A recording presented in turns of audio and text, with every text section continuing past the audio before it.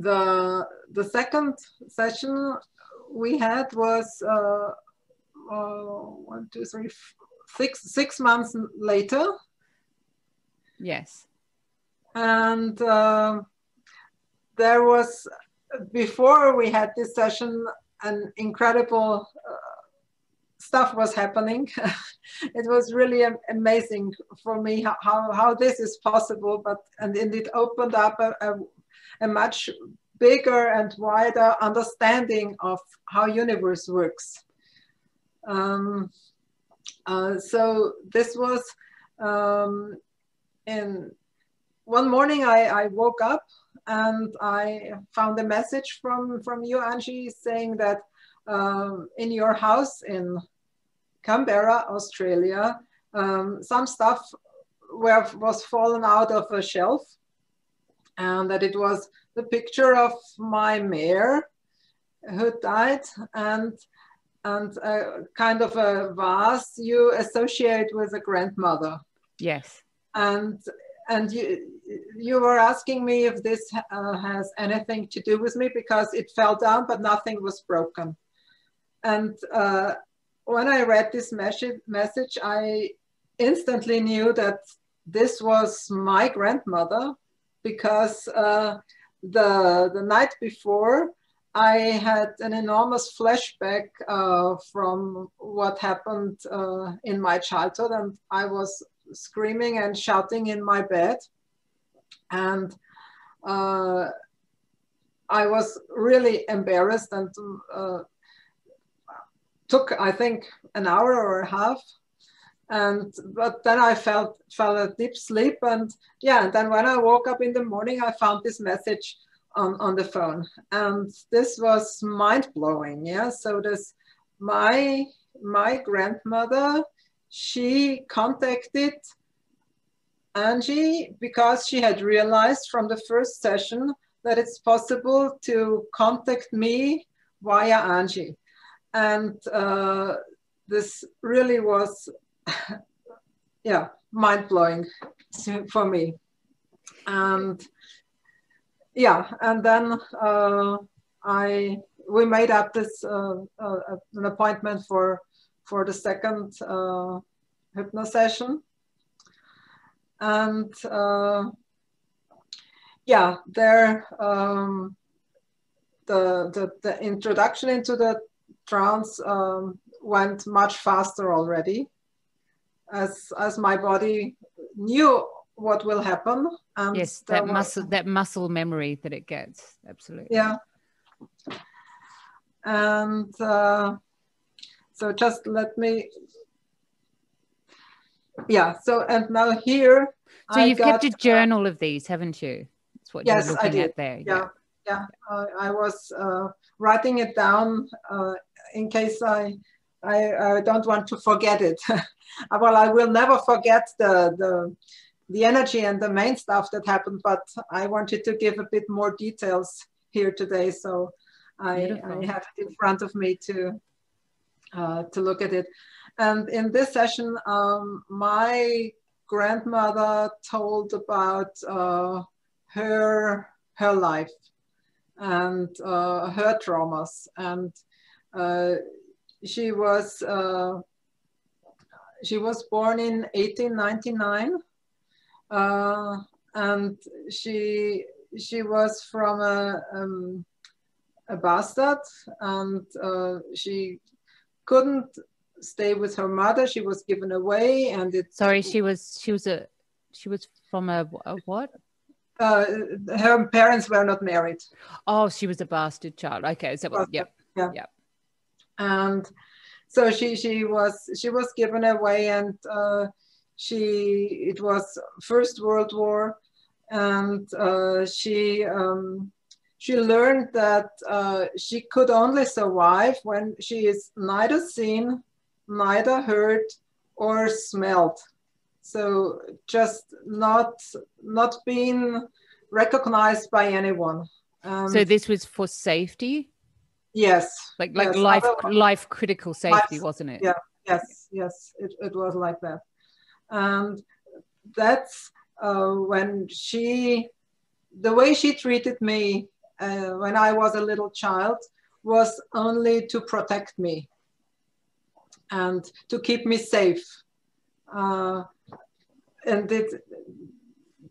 in her memory, it was like when a child is loud or when a child is hurt, it's extremely dangerous, or when it's even seen. So you have to hide, and you may not be seen, and especially the babies or little, they may not smell. They perhaps you may smell soap, but nothing else.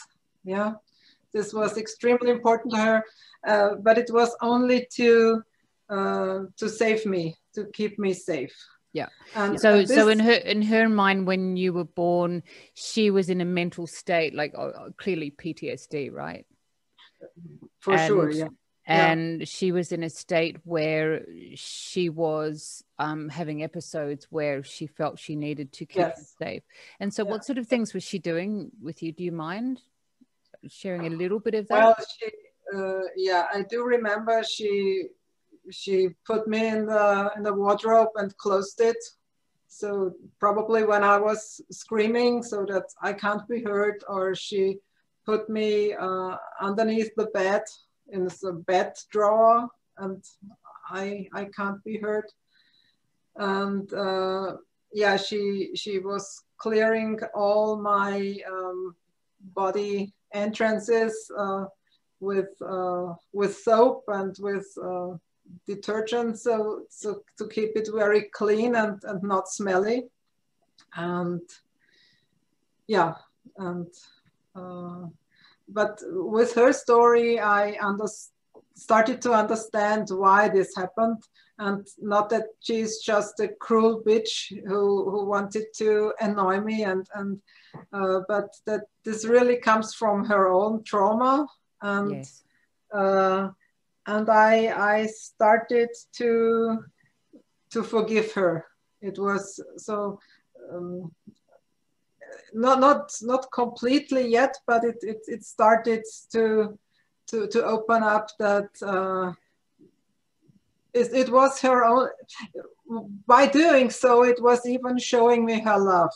Yes, exactly. And I remember you having the conversation where you're saying she was doing the very best she could with the mind she had. Yes, yeah. And the trauma that she had survived. Mm-hmm. And I also realized that she had not forgiven herself yet for being this, because she was not only treating me like that, but also my mother. And that she still thinks or thought that she was doing wrong, and that's and she's still sorry for her doings.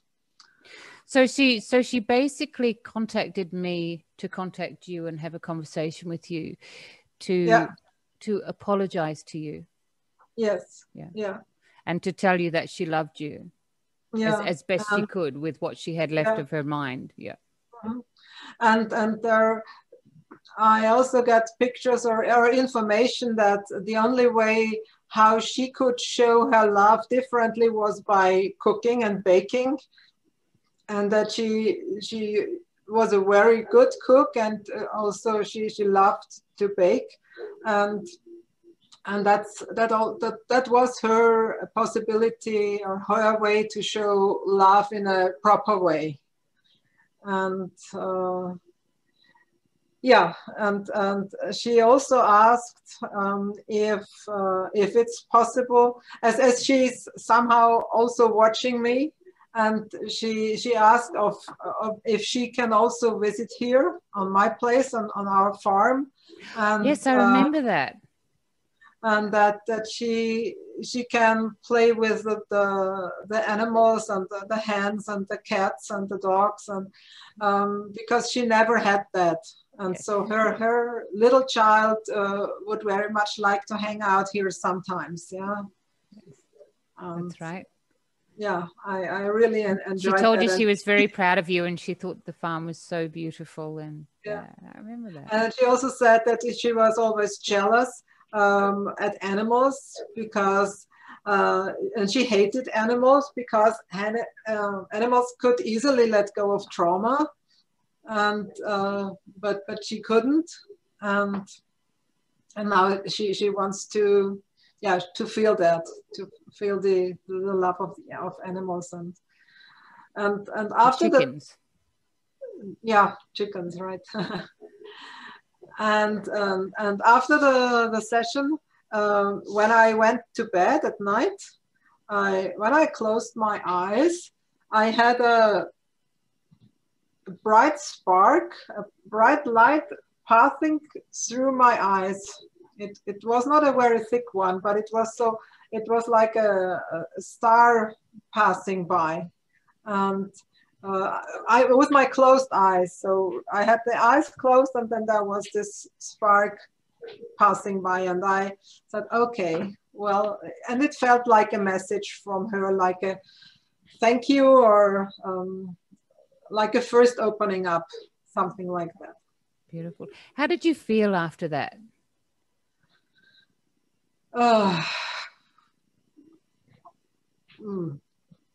Relieved and grateful, and it gave answers to a lot of questions and to a lot of yeah, I was grateful, and everything now also made more sense. Also made more sense in connection with my mother, and yeah, so the picture was getting fuller. And beautiful. And so you can see the difference between someone guiding you on a journey to healing, as opposed to reaching out and doing your own healing and your own connection with those that you love. Yeah.